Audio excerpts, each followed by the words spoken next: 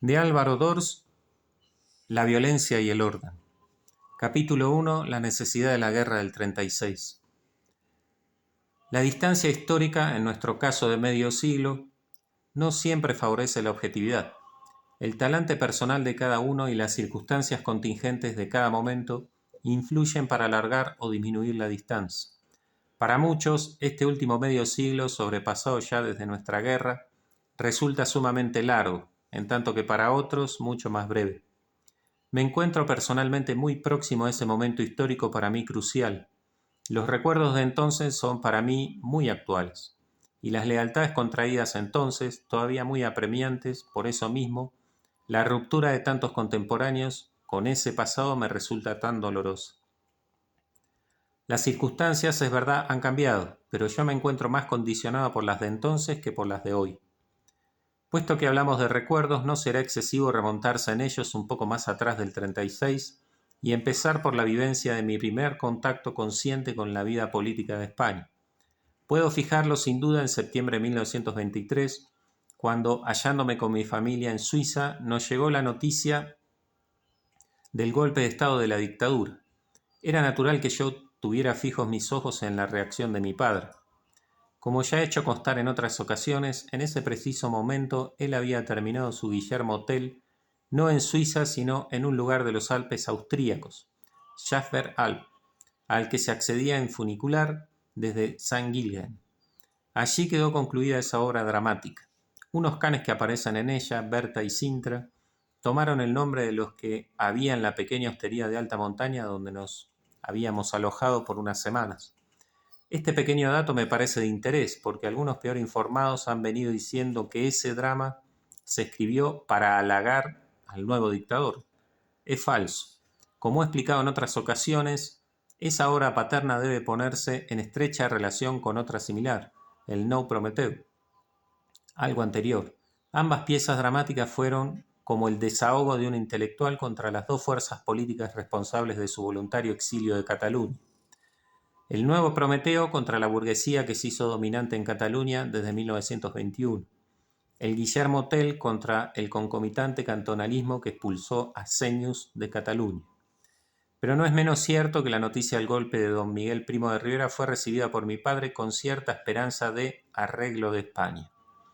Esperanza en realidad no defraudada, pues con el transcurso del tiempo, aunque yo no sentía en mi juventud simpatía alguna por el dictador, luego pude ver que, efectivamente, España se arregló bastante con él, favorecido quizá por la ruina de Europa tras la guerra europea. Don Miguel puso fin a nuestra guerra con Marruecos, triste sangría del pueblo español y vergonzosa prueba de la incapacidad de los gobiernos parlamentarios de la monarquía constitucional. Mantuvo excelentes relaciones internacionales, quizá nunca se llevó una más sólida amistad con la vecina Francia, y logró un prestigio nacional desconocido desde hacía siglos, apoyado también por la salud de la peseta, bien respaldada por una política económica prudente y la firme reserva de oro, que luego nos había de robar la revolución en beneficio naturalmente del extranjero, como siempre. La vida de los españoles en general mejoró notablemente, vías, industria, construcción, y se pudo vivir en paz. Con el tiempo hemos tenido que reconocer que el dictador había sido un buen gobernante. Sin embargo, en 1930, por causas secretas que conozco, pero sería excesivo delatar aquí, Alfonso XIII sacrificó al dictador y éste se fue a morir poco después en un modesto hotel parisino. No tardó mucho en ser el mismo rey la víctima de aquel mismo poder oculto que le había impuesto la claudicación anterior y hubo de morir dignamente en su exilio de Roma. La historia de la República de 1931 a 1933 es bastante conocida, 36 es bastante conocida.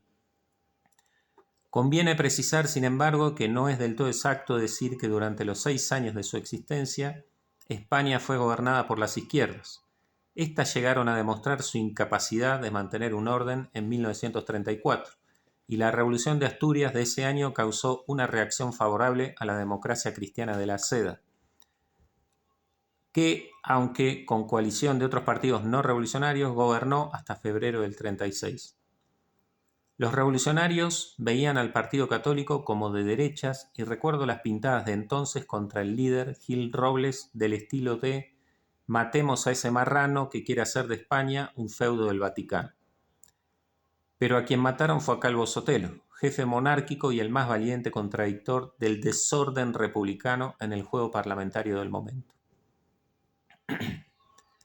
La situación de entonces no era comparable con la de la España actual, pero no tanto por la distinta distribución de las fuerzas políticas nacionales, cuanto por el hecho exterior decisivo de que el mundo no estaba unido y, por tanto, no se hallaba totalmente gobernado, como ocurre hoy, por un único reducido grupo de magnates. Pero sobre esto hemos de volver en nuestra prospectiva. Al no existir entonces un dominio unitario como el de hoy, era más posible que las situaciones de tensión internas se decidieran por el juego de las fuerzas nacionales que, naturalmente, debían contar siempre con el apoyo de alguna de las potencias o partidos exteriores en conflicto. Ante todo se contaba entonces con dos reservas internas que hubieron de tener un papel decisivo en la lucha posterior. Por un lado, había un clero prácticamente unido en contra de la revolución, aunque una pequeña parte del mismo pudiera hallarse inclinado a la revolución a causa de sus ideales regional separatistas. Por otro lado, había un ejército que, al no hallarse sometido a un rey, su jefe supremo, podía dar más valor a las razones de honor que a las de disciplina, y en consecuencia se hallaba dispuesto para sublevarse contra la revolución imperante. En tercer lugar, subsistían las fuerzas políticas de derecha. La derecha, como siempre, se hallaba dividida, pues por su propia naturaleza el hombre de derecha da más importancia a los matices ideológicos que al éxito en la conquista del poder. El partido político de mayor envergadura era la SEDA, cuyo jefe, Gil Robles, era una personalidad de gran talla, aunque con ciertos defectos humanos graves para un hombre político. No supo medir bien la saludable reacción antirrevolucionaria de 1934 y pensaba que las derechas podían vencer en las urnas, lo que es siempre difícil. Recordamos los grandes carteles de su propaganda electoral en el mes de febrero de 1936. A por los 300 diputados, que no correspondían a las expectativas reales y previsibles. Por otro lado, había también carlistas, monárquicos liberales y falangistas, de los que volveremos a hablar. Las izquierdas, como suele ocurrir, se hallaban más unidas por el propósito de la revolución y la conquista del poder. Su fanatismo anticlerical había hecho ya su aparición desde los comienzos de la República, en 1931, y se había confirmado su amenaza en la Revolución de 1934. No podía caber duda acerca de cuáles eran sus siniestros propósitos tras la esperada victoria electoral, pues había declaraciones muy explícitas en el sentido de que a la victoria en las urnas iba a seguir la revolución por las armas, y por eso mismo las iniciativas de apaciguamiento por parte del ejército fueron displicentemente desatendidas, pues el nuevo gobierno de izquierdas deseaba la revolución desde el poder. De hecho, en el mes de julio de 1936 se organizaba ya la distribución de armas entre las milicias marxistas, y resulta evidente, por lo menos para los que vivíamos en Madrid, que, como decía uno de los dirigentes revolucionarios, citado por Suárez en Razón Española, número 16, página 32, abre comillas, la verdad no es otra que la de que los militares se nos adelantaron para evitar que llegáramos a desencadenar la revolución, cierra comillas. Esto explica también cierta precipitación entre los sublevados que hubieron de superar las consideraciones de prudencia por la urgencia con que se presentaba la defensa contra la inminente revolución. Un retraso en el alzamiento hubiera colocado al ejército en la situación de inferioridad que supone no ser el agresor. Realmente la agresión no formal había sido tomada ya por las fuerzas revolucionarias, para las que la victoria electoral de febrero no era más que una cobertura legal de una agresión que iba a recrudecerse inmediatamente y sin escrúpulos, como sucedió en realidad por toda la zona dominada al comenzar la guerra. Así pues, aunque a la distancia de los años las circunstancias reales de aquel momento puedan ser ignoradas por los que no la vivieron y ocultadas o tergiversadas por los que sí la recuerdan, el alzamiento de julio de 1936 era absolutamente necesario para evitar la revolución. Fue una legítima defensa antirrevolucionaria, y en aquel momento de dominio del Frente Popular en Francia, la revolución hubiera contado en España con el apoyo oficial de su vecino. En rigor, mucho más que con el más lejano de Rusia, ya que al astuto Stalin no le interesaba precipitar una guerra mundial, y por eso, como es sabido, no tuvo escrúpulos para aliarse con Hitler en un primer momento, aunque con el tiempo Rusia iba a ser la principal vencedora del alemán, como ya lo había sido hacía más de un siglo de Napoleón. Era natural que, dada la división del mundo en aquel momento, el ejército nacional hubiera de contar con la ayuda, aparte de Marruecos, protectorado estrechamente vinculado al ejército español, allí dominante, no solo de la vecina Portugal, gobernada por un dictador civil, un profesor de economía que venía rigiendo los destinos de Portugal con enorme prudencia y supo mantener la alianza británica, el gran Salazar, sino sobre todo con la de las dos potencias antimarxistas de Europa, Alemania e Italia. Había una inevitable razón geopolítica para determinar estas alianzas, y la afinidad, aunque muy relativa, de la ideología de esos dos estados con el entonces todavía reducido grupo político de la Falange sirvió para apoyarlas. La afinidad, decimos, era muy relativa porque la fidelidad de la Falange a la tradición católica de España creaba una dificultad profunda para una mayor identificación con el socialismo nacional alemán y también con el fascismo italiano, a pesar de la reconciliación de los tratados de Letrán con la Santa Sede. Latía en el totalitarismo italiano una hostilidad antipapal que vimos manifestarse abiertamente en 1940 contra Pío XII, que había accedido a la cátedra de San Pedro un año antes. Perdón. Aunque el ejército español contó con el servicio de musulmanes, nazis y fascistas, no por ello dejó de ser el defensor de la Iglesia en España. Por lo demás, no era del todo nuevo que la causa católica utilizara instrumentos no católicos. También Carlos V, nuestro glorioso emperador, cuando entró a saco en Roma con tropas en parte protestantes, estaba defendiendo la causa católica contra el mismo Papa, que por razones de política internacional se había aliado, aunque pueda parecer paradójico, con el adversario. Quizá pueda verse en sucesos paradójicos como estos un signo de lo que ha venido siendo el destino histórico de los españoles, ser más papistas que el Papa. Así ha sido en efecto el papel de España en la historia de la Iglesia, que es la historia universal. De ahí esa sorprendente desigualdad en la relación recíproca de los papas y España, ellos seducidos quizá por la idea no muy acertada por lo demás de que Francia es la primogénita hija de la Iglesia, nunca han tenido una simpatía muy franca por el talante católico español. En tanto, el pueblo de España sí supo mantener una devoción sin reservas por el pontificado. Así ha podido observarse últimamente con el propósito de demostrar simbólicamente la gloria de nuestra victoria católica de Lepanto y de abolir nuestro privilegio de la bula de la Santa Cruzada, precisamente cuando se iba a anular prácticamente la ley de ayunos y abstinencias de toda la Iglesia.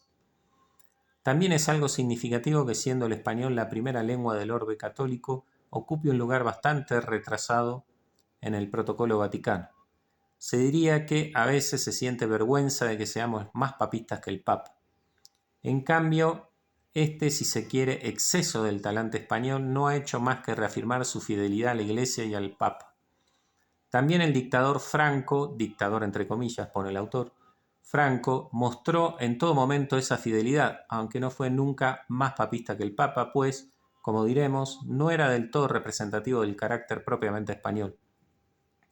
Mucho menos galicano que los demócratas franceses, sufrió con ejemplar paciencia las tretas de la diplomacia vaticana y aceptó humildemente consignas conciliares como la de la libertad religiosa, aunque fueran en detrimento de la identidad histórica de España.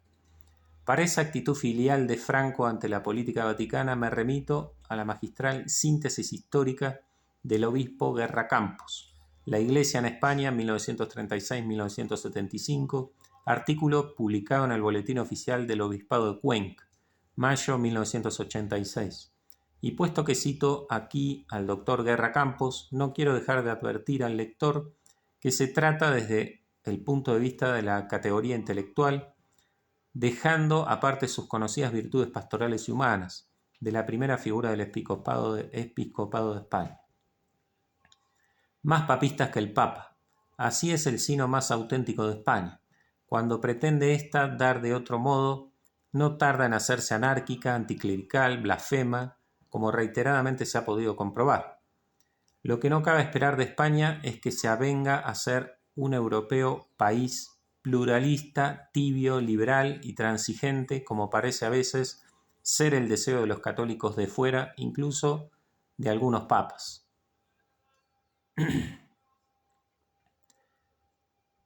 Capítulo 2. La Cruzada del 36 y su significación histórica.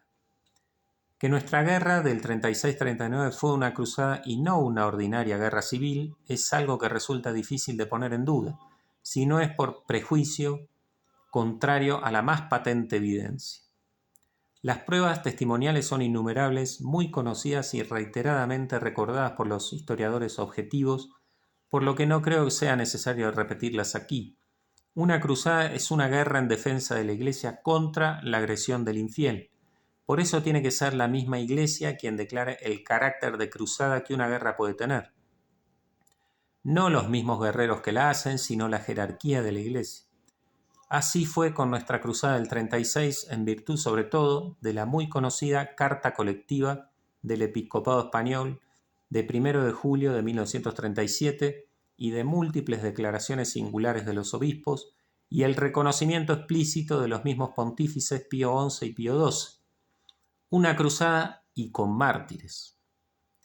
No habrá propaganda contraria que pueda anular esta evidencia, y si algunos que parecen católicos lo niegan, es en el fondo porque niegan que pueda haber cruzadas y prefieren olvidar a los mártires. Permítaseme que observe incidentalmente a propósito de la posible objeción de que algún obispo hubo, aunque suele olvidarse que luego pudo rendirse ante la evidencia, que no se solidarizó con esa carta colectiva, como también desde que existe la conferencia episcopal se hacen declaraciones conjuntas sin que exista unanimidad entre los obispos de España. Pero ahora se hace contra lo taxativamente dispuesto en el nuevo canon 455, párrafo 4, que exige unanimidad para que la conferencia o su presidente puedan hablar en nombre del episcopado español. Esta limitación legal no existía en 1937, hoy sí, pero se infringe. Especialmente clara y significativa por su prontitud, septiembre de 1936, y brevedad, es esta frase de la carta pastoral del obispo de Salamanca, Pla y Deniel, titulada Las dos ciudades, abre comillas. La actual lucha reviste, sí, la forma externa de una guerra civil, pero en realidad es una cruzada. Fue una sublevación, pero no para perturbar, sino para restablecer el orden, cierra comillas. Estas palabras son como la cifra de cuanto podemos hoy decir sobre la caracterización de nuestra guerra del 36. Enuncia dos ideas distintas, aunque concomitantes. Que fue una cruzada, es decir, una guerra en defensa de la Iglesia, y que hubo un alzamiento contra el poder constituido, y que aunque hubo un alzamiento contra el poder constituido, fue para superar el desorden que éste podía y no quiso superar. En este momento vamos a recordar la certeza del primer aserto, y el segundo constituye el tema de la perspectiva que sigue, es decir, el de la victoria que sirve al orden. Fue en efecto el pueblo cristiano, con sus obispos, la Iglesia, el que supo ver y declarar el sentido de nuestra guerra, no el ejército que la hizo. El mismo Franco, que acabó por ser el generalísimo de los ejércitos y jefe del Estado, no supo ver desde el primer momento ese carácter de la sublevación militar, sino que el curso de los acontecimientos se lo fue desvelando. Es muy indicativo lo que Franco decía en abril de 1937 en un discurso de la Radio Nacional. Abre comillas. Estamos ante una guerra que reviste cada día más el carácter de cruzada, de grandiosidad histórica y de lucha trascendental de pueblos y civilizaciones. Cierra comillas. Es decir, para Franco la guerra se iba revistiendo cada día más del carácter de una cruzada religiosa, pero dentro todavía de un muy vago contexto político-cultural no estrictamente religioso. Naturalmente, al final no tuvo más remedio que reconocer que era una cruzada sin más, y ese fue el nombre con que ordinariamente, incluso de manera oficial, se llamó a la guerra española. Resulta interesante observar cómo el verbo revestirse, utilizado por el obispo Play de Niel en 1936, vuelve a aparecer en el discurso de Franco en 1937, pero con esta diferencia notable que señala el distinto punto de vista de uno y de otro. Para el obispo representante en ese momento de la Iglesia, la cruzada se reviste de la forma externa de una guerra civil. En tanto, para el jefe militar, la guerra reviste cada día más el carácter de cruzada. No fue pues el ejército quien pretendió hacer una cruzada, llevado como por aquel, sino de ser los españoles más papistas que el Papa, sino que fue la Iglesia quien vino a considerar al ejército como su brazo armado contra ese nuevo infiel que era la revolución. Esto me parece del más alto sentido para juzgar la significación de nuestra guerra del 36. Los mismos adversarios hubieron de reconocer que se trataba de una reacción de la Iglesia, aunque, como era congruente con su ideología, desacreditasen la guerra por ser clerical, reconociendo ellos, como reconocían, que su principal propósito había sido extirpar de España todo rastro de religión. Su guerra sigue siendo, una guerra ante todo contra la Iglesia. Y era inevitable que la contienda tuviera ese carácter porque el adversario ya había empezado su guerra contra la Iglesia en 1931 y en las cumbres oficiales de la República se pretendía proclamar exultantemente que España había dejado de ser católica. Y la primera reacción de los detentadores del poder fue, al verse atacado formalmente por el ejército, la de recrudecer hasta el paroxismo la persecución religiosa. Hasta tal extremo era evidente el signo anticatólico del poder republicano que, en cierto modo, fue esa pasión la que hubiera podido por sí misma convertir en cruzada cualquier sublevación militar surgida con signo distinto. Pero todo esto es sobradamente conocido y no requiere una nueva demostración. Solo los hombres de mala fe pueden negarlo. Aparte, la impresionante documentación de la causa general, Lavac publicó en 1961 el libro del doctor Antonio Montero, Historia de la persecución religiosa en España, 1936-1939, obra agotada y cuya esperada reedición impide el terror de los tiempos que corremos. Pues también los obispos son víctimas del terror. En este mismo año de 1986, en cambio, se ha publicado, además de la ya mencionada síntesis histórica del obispo Guerracampos, que es capaz de afrontar el terror, un excelente artículo sobre el carácter de la guerra de España del catedrático de Historia Federico Suárez en Razón Española de julio de este año 1986. Pero reseñar toda la bibliografía sobre el sentido de la cruzada, incluso la estrictamente conmemorativa del medio siglo, excede tanto mi actual propósito como de mis posibilidades. Permítaseme, sin embargo, mencionar todavía, en razón de mi personal vinculación a esa revista, el número reciente de Verbo 245-246, que contiene, con esa ocasión, una serie de artículos cuya lectura me parece muy recomendable. Yo nada sabría añadir a esa evidencia, reconocida también por los mejores autores extranjeros, pues no sorprende que el tema haya suscitado interés, ya que el acontecimiento de una guerra de religión en pleno siglo XX no podía menos de resultar algo realmente excepcional a los ojos de un mundo secularizado desde sus raíces, a consecuencia de la Revolución Protestante de la que España quedó liberada. Por mi parte, me limitaré a apuntar dos ideas en relación con el carácter religioso de nuestra guerra del 36, que ya he expuesto en otras ocasiones, pero que me parece conveniente repetir aquí.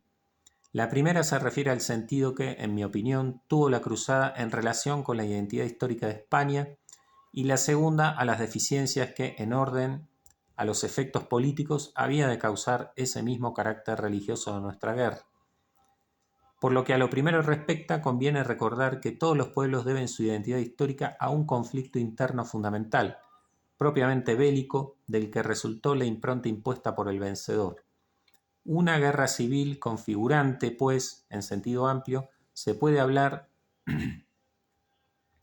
de una guerra civil, aunque en algunos casos se presente como revolución o como cruzada. Como revolución, por ejemplo, en Francia y en Rusia, otras veces se trata de una lucha por la unidad nacional, a la vez que de una configuración ideológica como en Italia. Otras son guerras de independencia frente a una potencia colonizadora bien integrada en la población, como en tantos pueblos coloniales, en fin, A veces surgen también de una contraposición moral pero territorialmente delimitada, como en los Estados Unidos. Todas estas guerras son configurantes de la identidad nacional respectiva, y nunca el pueblo que a ellas debe su identidad histórica reniega de ellas como de un mal, antes bien las celebra como momento esencial de su propia existencia. En muchos casos el conflicto ideológico que ha encendido la guerra es en buena parte religioso, como ocurrió en Inglaterra, cuya definitiva configuración constitucional se debió a una guerra civil del siglo XVII, por lo que el cisma iniciado un siglo antes con Enrique VIII acabó por adoptar el clero carácter protestante necesario para impedir una siempre amenazante restauración católica y asegurar la soberanía del Parlamento como expresión política del presbiterianismo calvinista subyacente. De modo análogo, Alemania quedó configurada por la Guerra de los 30 años, que fue básicamente una guerra de religión.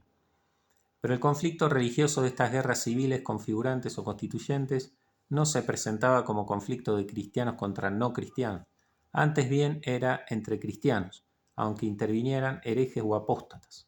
En cambio, lo característico del caso de España es que su guerra constituyente fue contra su población infiel. En efecto, la guerra que configuró a España y le dio su unidad e identidad histórica permanente fue la larga Guerra de la Reconquista, el quinto centenario de cuya terminación se ha de celebrar dentro de pocos años, en 1992. La conquista de Granada fue la culminación de la reconquista cristiana contra el Islam. En ese momento crucial se configura la unidad de España con el triunfo de unos reyes a los que la historia da el nombre de católicos, más por su significación nacional que por su personal religiosidad. Al mismo tiempo, en ese mismo año 1492, se inicia la proyección misionera de España con el descubrimiento y colonización de América. Esa es sin duda la fecha principal de la historia de España, aunque haya hoy quien pretenda borrarla de la memoria de todos los hombres. Al hacerlo así no pueden menos de renegar de su identidad nacional. La Reconquista fue también ella una guerra civil, pues los musulmanes, aunque inicialmente invasores, vinieron a integrarse en la misma población del territorio hispánico. Había entre moros y cristianos una contradicción de orden político, institucional y cultural, pero esa guerra fue fundamentalmente una cruzada contra el infiel. A ella debió España su permanente carácter católico que la separó del curso común de la historia europea, a pesar de la continuidad geográfica de su territorio.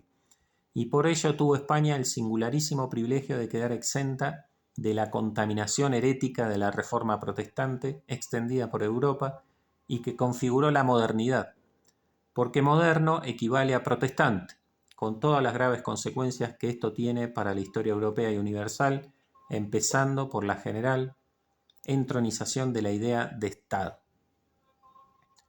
La separación de etapas históricas es siempre convencional y depende del punto de vista de los historiadores, por lo que su determinación puede presentar diferencias notables.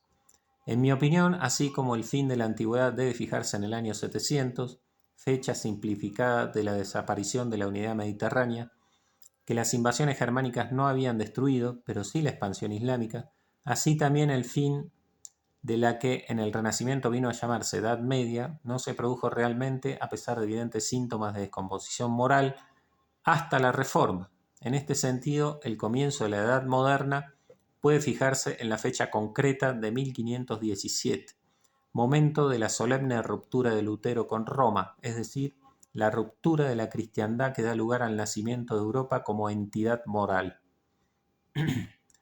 Así, modernidad equivale a protestantismo, y todos los fenómenos que caracterizan a Europa en estos últimos 5 siglos son todos ellos de raíz protestante.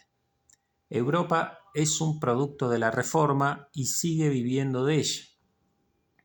En este sentido, España no pertenece a Europa, como traté de explicar desde mis escritos reunidos en De la Guerra y de la Paz, libro publicado en 1954.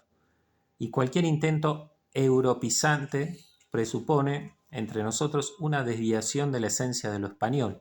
Por ello mismo, la confesionalidad católica viene a ser una exigencia política, pese a las declaraciones de la Iglesia sobre la libertad religiosa que no pueden afectar a la entidad misma del zar de España, siempre más papista que el Papa, una confesionalidad, después de todo, no muy distinta de la de otros muchos pueblos, como los musulmanes, el Estado de Israel, la misma Inglaterra, por no hablar ya de los negativamente confesionales de signo marxista.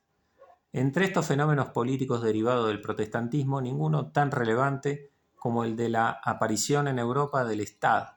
Sin Lutero, como ya han dicho algunos, no hubiera sido posible Luis XIV.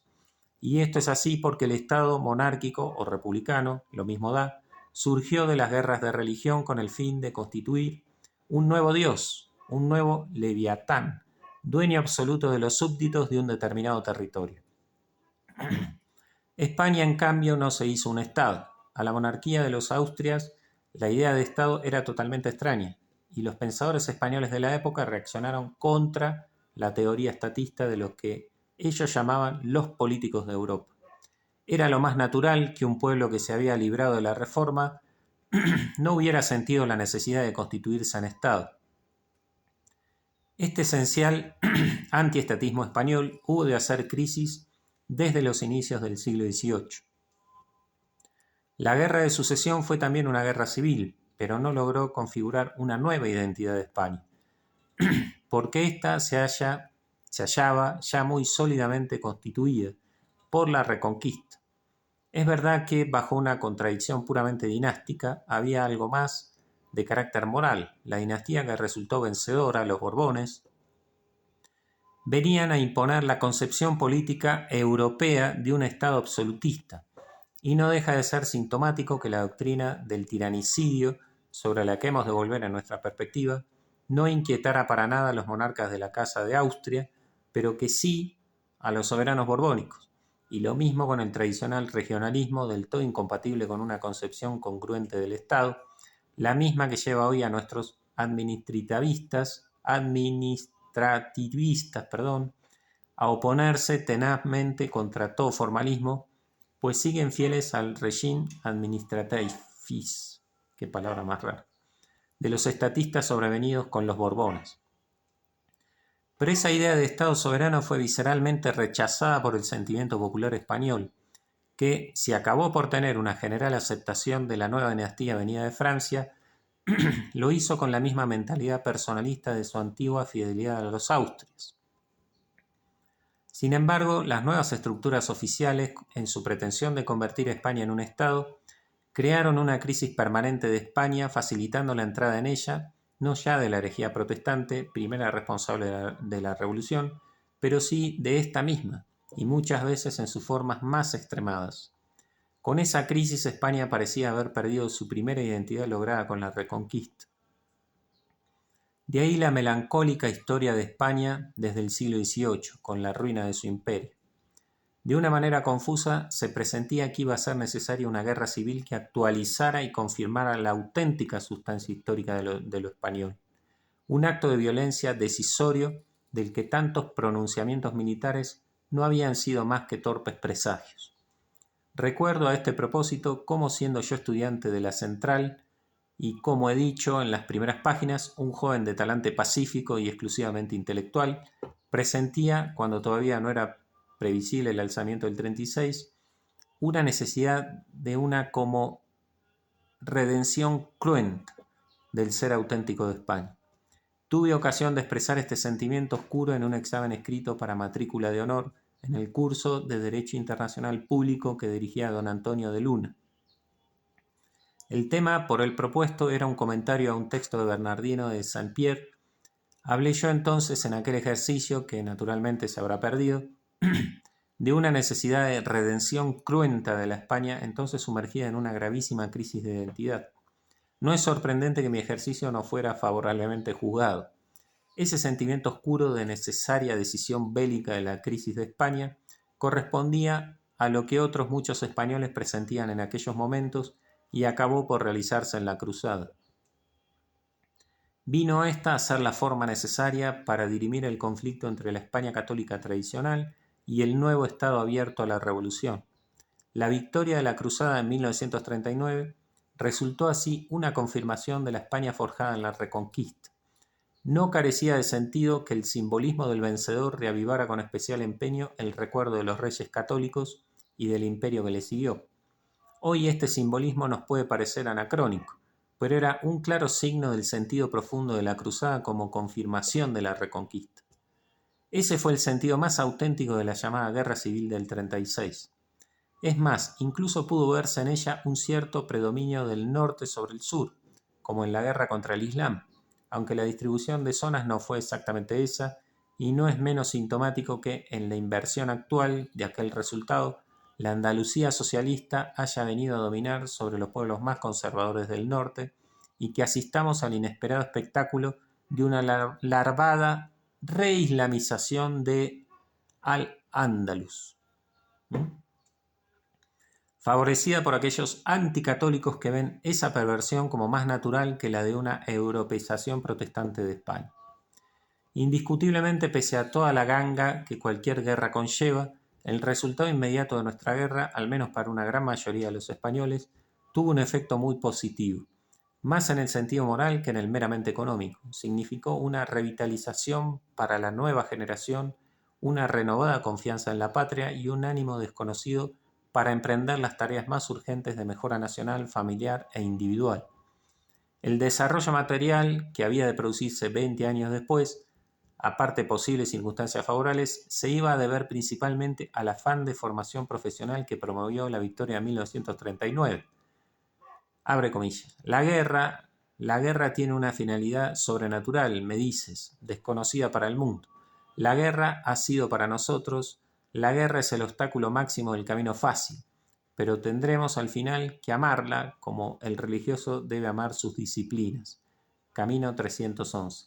Así escribía quien pudo conocer muy a fondo el alma de la juventud de aquel momento.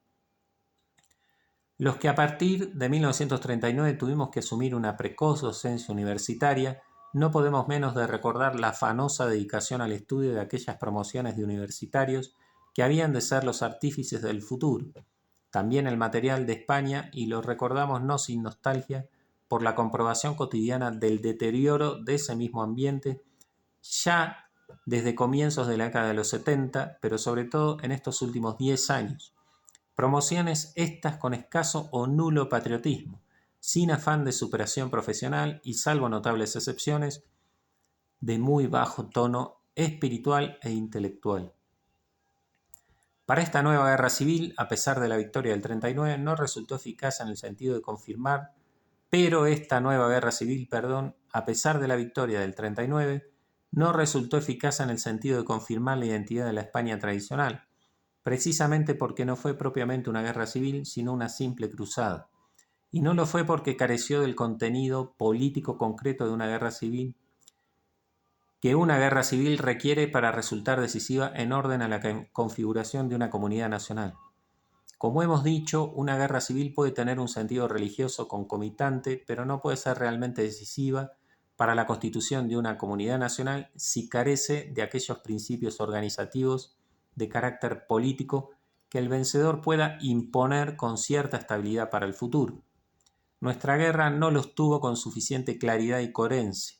En primer lugar, porque precisamente por su carácter de cruzada, lo religioso dominó de tal modo sobre lo político que llegó a anular los efectos propiamente políticos que hubiera podido tener.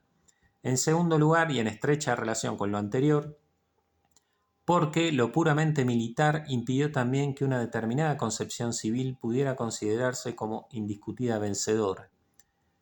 Pero este segundo aspecto exige una explicación que trataremos de dar a continuación.